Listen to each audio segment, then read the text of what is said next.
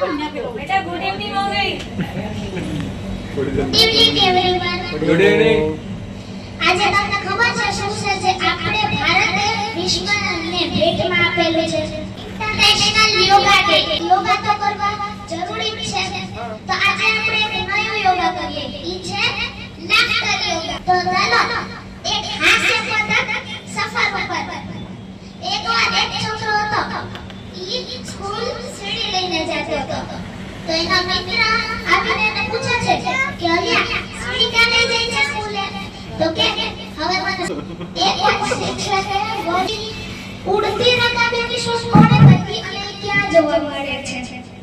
તો 5 મિનિટ તો પાછા એકદમ સન્નાટા. પછી એક ભૂરો કરીને છોકરો ઊભો થાય છે અને કહે છે ઉડતી રકાબીની શોધ મારી મમ્મીએ કરી છે. ઈ મેં મારા પપ્પા ઉપર પડતી જોઈ છે.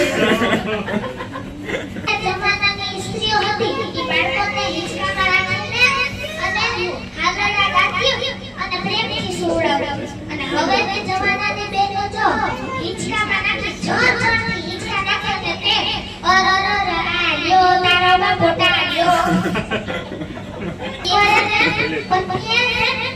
પનીરનું શાક બનાવી તો પતિ ની સામે જ્યારે પીરસ્યું ને પતિ કે પનીરનું શાક તો બનાવ્યું છે જે કે પનીર દેખાતું નથી.